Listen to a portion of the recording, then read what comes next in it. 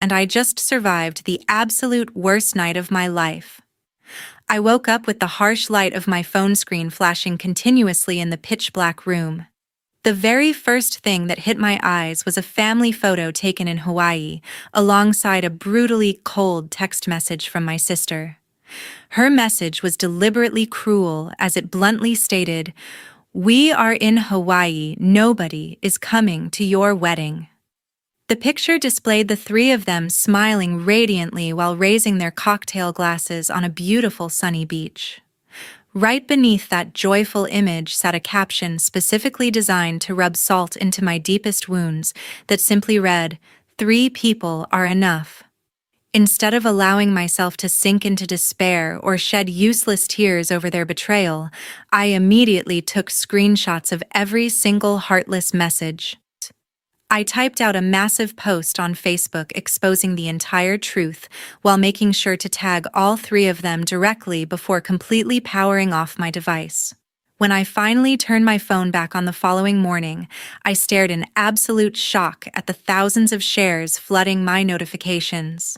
My screen was overwhelmed by an endless stream of furious comments from the community alongside exactly 55 missed calls from my parents. If you want to understand how my own flesh and blood could sabotage the most important to me as I reveal the full story. 2 months before the wedding ceremony, I held my phone with trembling hands while desperately hoping that a joyful phone call might somehow heal the deep emotional rifts from our shared past. I nervously dialed my parents' home number to proudly announce that my fiancé Lucas and I had officially finalized the date for our upcoming marriage. I naively expected a warm reaction or perhaps a few basic questions regarding the venue location or my bridal dress preparations.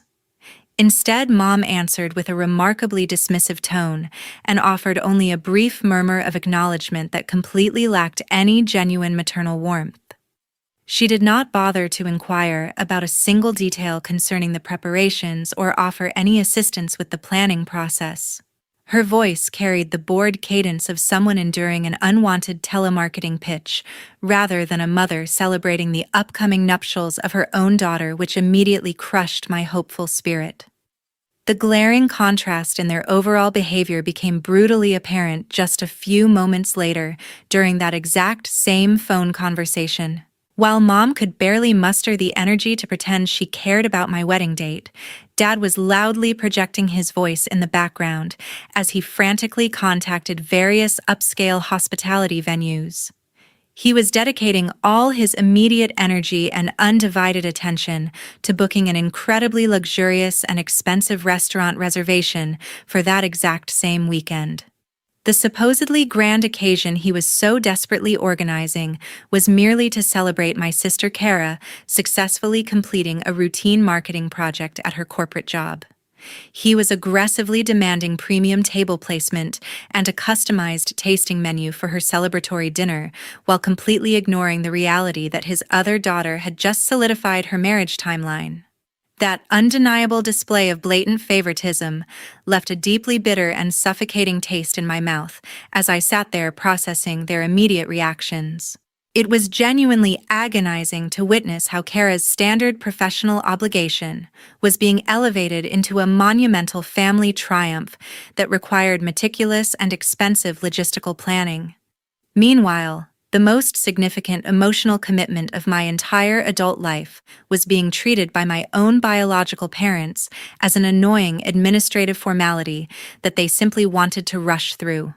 They were perfectly willing to spend countless hours curating the perfect celebratory atmosphere to stroke her ego, but could not spare even 60 seconds to ask where I would be walking down the aisle. The sheer inequality of their affection was placed right there on display, without any attempt to hide or soften the painful blow for my sake. Lucas was the very first person to truly notice the painful abnormality in how my family chose to communicate with me during these supposedly happy moments. He gently took the phone from my shaking hands after I finally ended the disheartening call, and pulled me into a deeply comforting and protective embrace. He softly but firmly advised me to drastically lower my expectations regarding their future involvement because he clearly recognized the toxic behavioral patterns that I was still desperately trying to deny. He thoughtfully warned me that continuing to chase their elusive validation would only lead to much deeper emotional wounds when they inevitably failed to support me the way a real family should. His compassionate words were grounded in a harsh but protective reality that my inner child was simply not quite ready to accept at that specific moment in time. He understood that their consistent indifference was a deliberate choice rather than a series of unfortunate misunderstandings. Despite receiving those incredibly grounded and practical warnings from the man I was about to marry, I remained stubbornly blinded by the foolish hope that their attitudes would magically shift on the actual day. I tried to convince myself that a formal wedding ceremony was simply too significant of a life event for them to actively sabotage or intentionally ignore. Driven by this naive and desperate need for their ultimate approval, I deliberately contacted the venue coordinator in Madison to reserve the absolute best center seats in the very front row specifically for them. I even paid an additional premium fee to ensure those specific VIP spots were explicitly marked with elegant reserved signs bearing their formal family titles.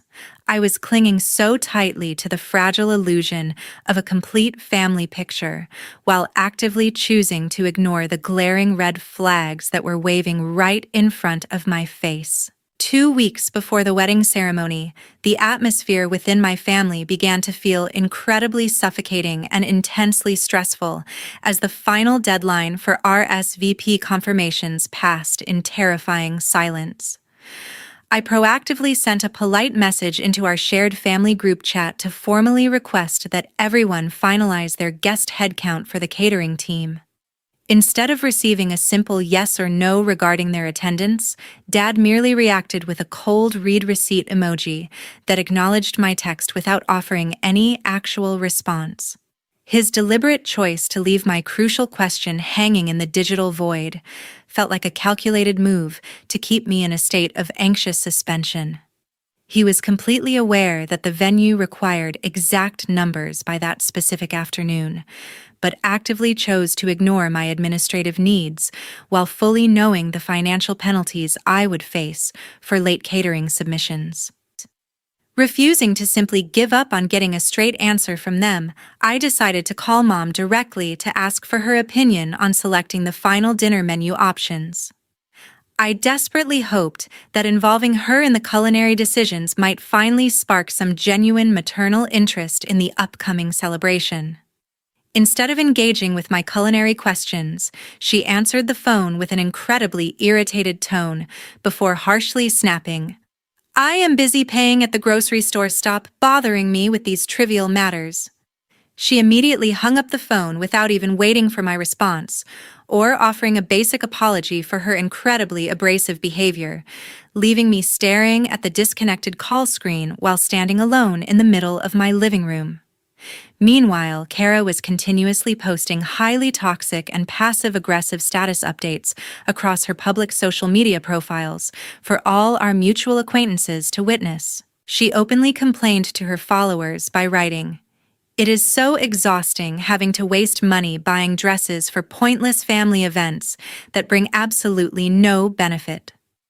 Her publicly broadcasted grievances were so obviously directed at my upcoming nuptials that several extended relatives actually reached out to ask if we were currently fighting. She was deliberately framing her potential attendance as an agonizing burden, rather than a joyful opportunity to support her younger sister during a major life milestone, projecting her selfish narrative to ensure everyone viewed her as the ultimate victim of my wedding schedule. The absolute only bright spot during this deeply agonizing period of isolation was a remarkably warm and unexpected phone call from my Uncle Joseph. He had already booked his flight to Madison and called specifically to confirm his travel itinerary, while offering his unwavering emotional support. His voice radiated with genuine excitement as he proudly affirmed, "I will absolutely be there, my sweet niece. I could never miss your special day." Hearing those deeply validating words from a blood relative provided a profound sense of relief that temporarily washed away the stinging rejection inflicted by my immediate household, proving that unconditional familial love did actually exist somewhere within our shared genetic lineage. The heartfelt enthusiasm and genuine care demonstrated by Joseph unfortunately triggered another dangerous wave of foolish optimism within my deeply bruised heart. His willingness to travel across the country made me blindly believe that Mom and Dad would eventually realize my true importance to the family dynamic. I convinced myself that their current dismissive behavior was just a temporary phase of elevated stress rather than a permanent reflection of their true feelings toward me. I stubbornly maintained the childish delusion that my parents would miraculously snap out of their selfish patterns and appear at the venue during the very last possible minute to support me, desperately hoping that witnessing their brother's dedication would somehow shame them into fulfilling their basic parental obligations. 2 days before the wedding ceremony, an unexpected phone call from the hospitality service completely shattered the remaining fragile illusions I had been desperately clinging to for months. The hospitality manager from the boutique resort where I had personally prepaid for their VIP family accommodations called to deliver a truly baffling update. He sounded highly apologetic as he formally informed me, "Sorry, Ms. Melody, but your mother called to cancel all the rooms and requested a full refund last week." Hearing those specific words felt like receiving a physical blow to my chest as I struggled to process the sheer audacity of her hidden financial maneuvering. She had intentionally dismantled the logistical arrangements I carefully provided without bothering to notify me of her unilateral cancellation. Experiencing absolute shock over this deliberate sneakiness from my own mother, I immediately dialed her phone number to aggressively confront her regarding the unauthorized reservation changes. I genuinely expected some form of an apology, or perhaps a logical explanation, for completely disregarding the expensive lodging I secured for their ultimate comfort. Instead of showing any remorse, Mom coldly deflected my justifiable anger by offering a remarkably flimsy excuse regarding their geographical preferences. She maintained a chillingly defensive tone while ruthlessly declaring, "That hotel is too far from the shopping center. We will find a more convenient place ourselves. You do not need to manage it." Her dismissive justification made it incredibly obvious that attending my matrimonial vows was taking a secondary priority to browsing retail stores during their weekend trip. The emotional turmoil only escalated later that exact same afternoon, when Kara finally decided to reach out through a terribly brief text message. She offered a remarkably pathetic excuse, claiming she was suddenly feeling unwell, with highly vague symptoms that conveniently required her immediate isolation. Her hastily typed message suggested that she would very likely not make it to Madison in time to participate in my deeply important ceremony. There was absolutely no genuine regret woven into her digital communication or any sincere promise to attempt a swift recovery for my emotional sake. It was a blatantly transparent fabrication designed exclusively to grant her an easy exit strategy from fulfilling her fundamental duties as an older sister. Being continuously forced to confront these agonizingly clumsy lies alongside their glaringly obvious avoidance tactics triggered a profoundly painful realization within my weary mind. I was abruptly forced to accept the undeniable reality that I was being systematically pushed completely out of the future plans created by the very people sharing my bloodline. The synchronized timing of the canceled hotel accommodations and the sudden mysterious illness painted a crystal-clear picture of their collective familial betrayal. They were actively coordinating their respective absences while cowardice prevented them from simply telling me the harsh truth directly to my face. The agonizing clarity of their unified rejection finally severed the desperate psychological strings that had kept me hopelessly tied to their toxic approval cycle. Instead of collapsing onto the floor in a puddle of pathetic tears over their calculated abandonment, I deliberately chose to reclaim my personal power that evening. I spent the entire night sitting at the dining table with Lucas as we meticulously reviewed every single detail of the upcoming program script together. We systematically erased every traditional segment that required the participation of the bride's parents to ensure the ceremony flowed perfectly without their physical presence. Recognizing the immense emotional toll this finalizing process was taking on my posture, Lucas reached across the table to gently grab my trembling hands. He looked directly into my tearful eyes with unshakable devotion while softly promising, "We will walk together, you do not need anyone to represent you." The morning of my wedding ceremony unfolded with an incredibly hectic, bustling rhythm of preparation activities. However, my heart felt completely hollow because there was absolutely no congratulatory message from my biological relatives. Joseph arrived surprisingly early at the private bridal waiting suite with a visibly distressed expression etched across his face. He paced nervously around the dressing room before finally stopping to deliver a highly concerning update regarding his older brother. His voice trembled slightly with genuine confusion as he helplessly announced, "I have called my brother dozens of times since morning, but no one answers. I do not know where they are." Hearing that terrifying confirmation of their complete silence validated the deepest fears that had been quietly tormenting me all week. The horrifying reality of their deliberate absence truly materialized the exact moment I linked my arm securely through Lucas.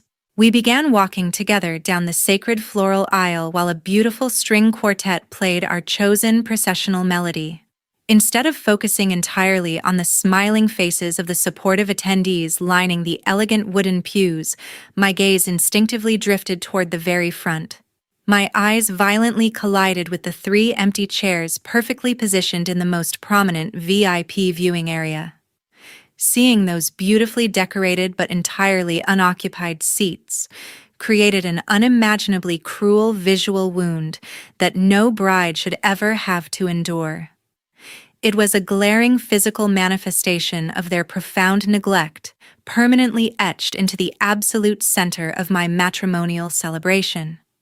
The palpable awkwardness in the cathedral quickly amplified as the distinguished guests seated on the groom's side began noticing the blatantly empty parental section. The previously joyous atmosphere subtly shifted as confused whispers slowly rippled through the tightly packed rows of smartly dressed relatives. Countless pairs of probing, pitying eyes kept darting toward my direction, while they collectively realized the highly abnormal situation unfolding before them.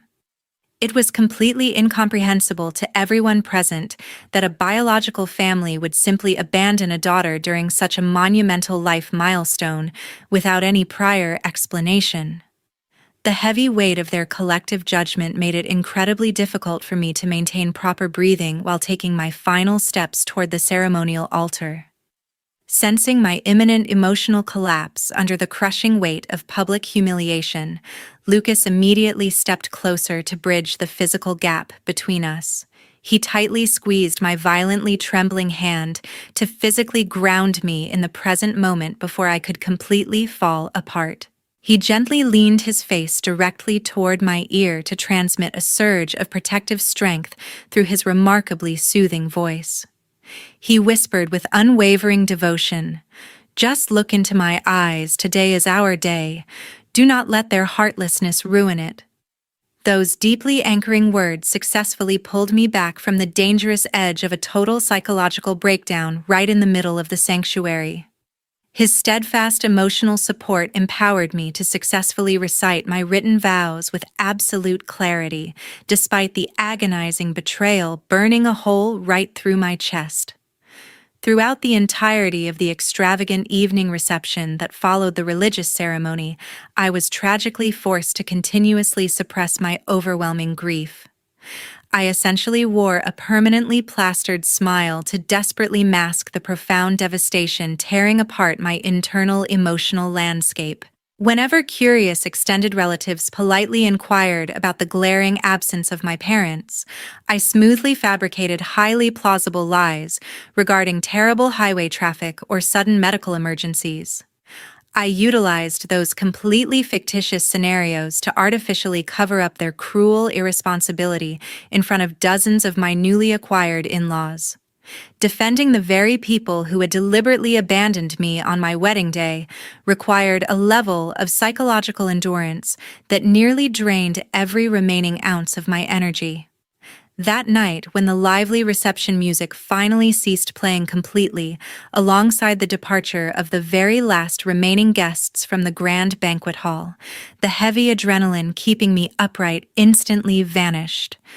I finally allowed my physically exhausted body to collapse onto a plush chair inside the private bridal dressing room, while slowly unlocking my cellular device to check for any missed communications. The exact second the digital screen illuminated the dark, quiet space, an incredibly cruel text message sent directly from Kara struck my tired eyes with a devastating psychological force that momentarily stole my breath.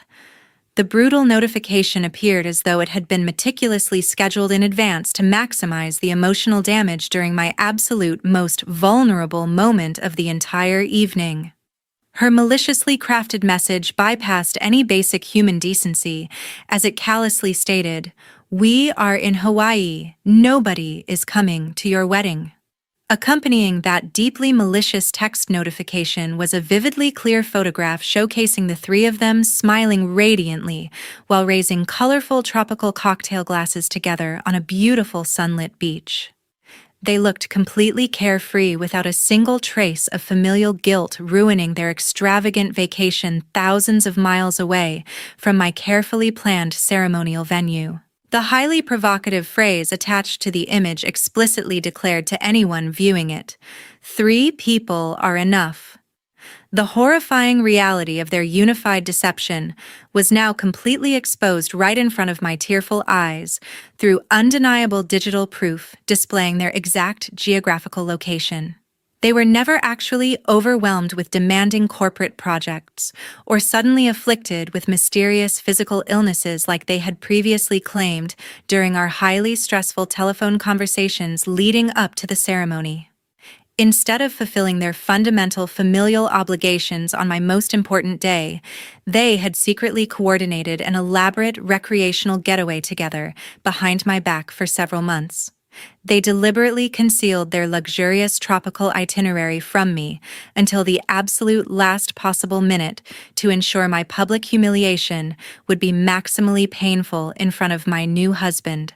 Transforming my profound, agonizing grief into a state of remarkably cold, righteous fury, I immediately opened the comprehensive group chat history, documenting our sparse interactions over the past 6 months.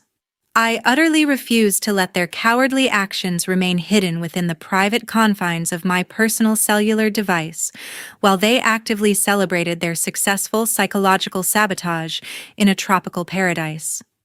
I meticulously scrolled through the endless stream of their highly dismissive replies to carefully screenshot every single indifferent response as absolute concrete evidence of their ongoing emotional cruelty toward me. Securing this undeniable digital documentation instantly gave me a profound sense of protective power over the false family narrative they were constantly attempting to project to the outside world. Operating without a single ounce of hesitation or lingering mercy for the people who had so easily abandoned me at the altar, I quickly drafted an exceptionally long explanatory post directly onto my public Facebook profile. I systematically attached every undeniable screenshot detailing their consistent rejection, alongside the final devastating vacation photograph they had so proudly sent me just moments ago.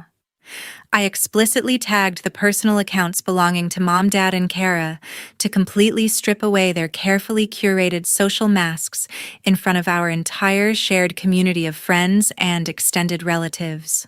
I firmly pressed the bright blue share button to permanently broadcast the undeniable truth to the world while quietly muttering to myself in the empty room, Everything ends right here. I do not need you people anymore.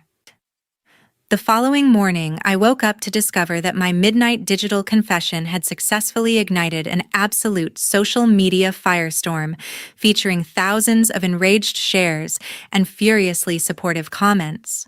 My glowing cellular screen prominently displayed exactly 55 missed phone calls alongside a massive barrage of incredibly hostile text messages originating directly from the personal devices of both Dad and Kara.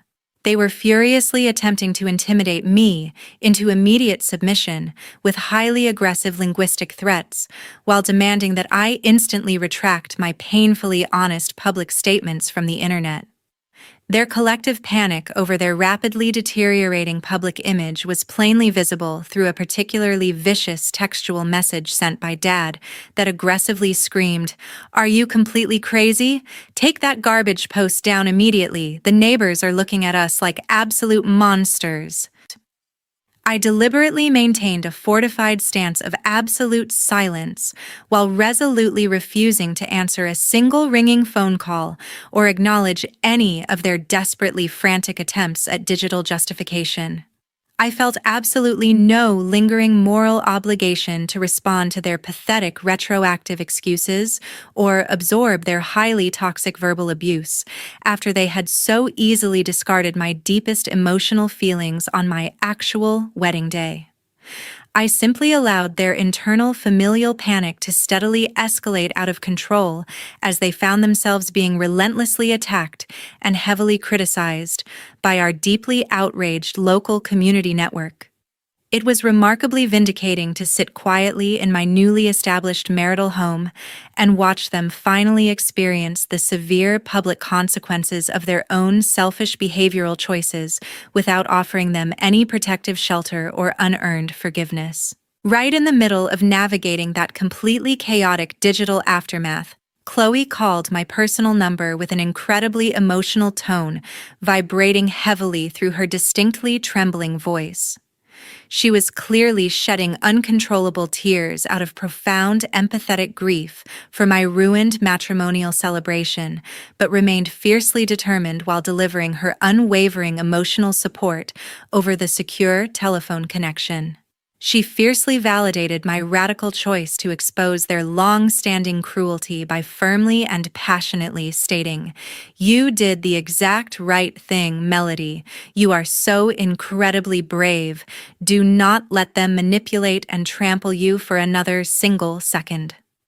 Armed with that rock-solid spiritual reinforcement from someone who actually prioritized my psychological well-being over keeping up false appearances, I immediately drafted a second comprehensive public statement for my primary social media timeline.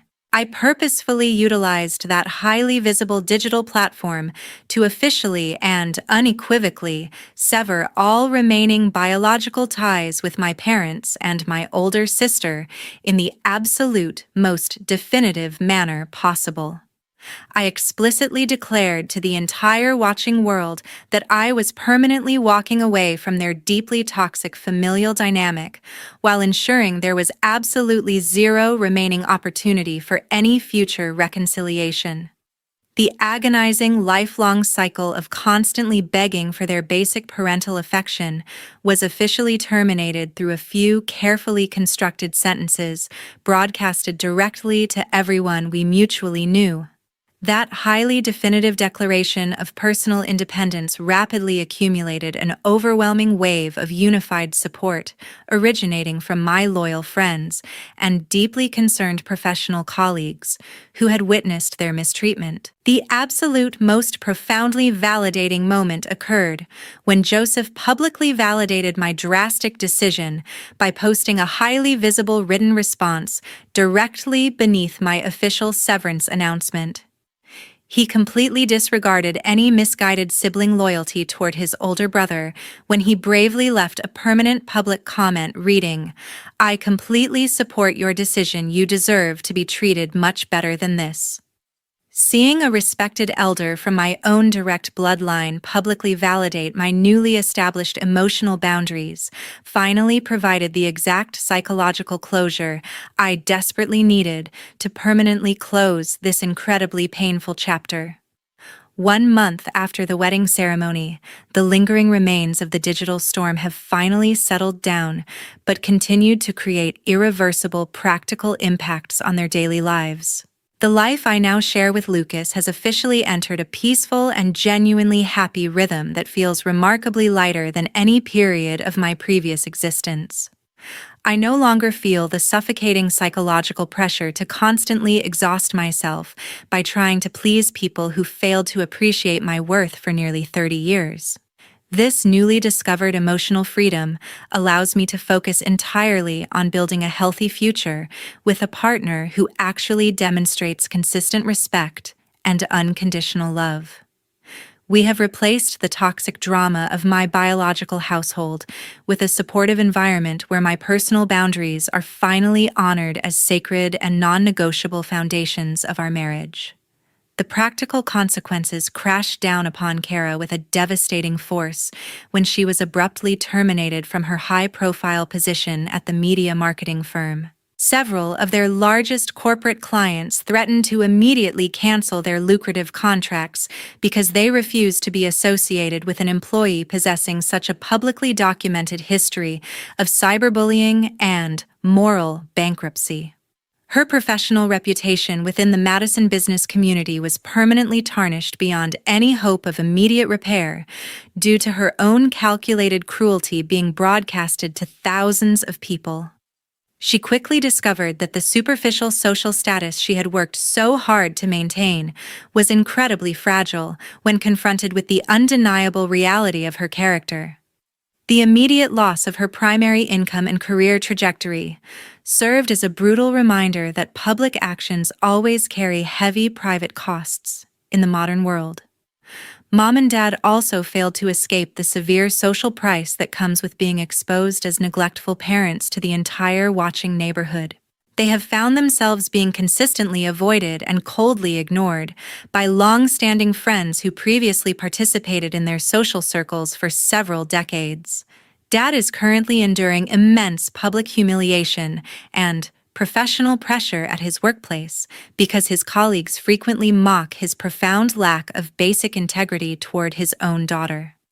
Meanwhile, Mom has been effectively ostracized from her local community groups as people no longer wish to support a woman who would abandon her child on her most important day. Their desperate attempts to rewrite the narrative have completely failed because the digital evidence of their betrayal remains permanently accessible to anyone searching for the truth.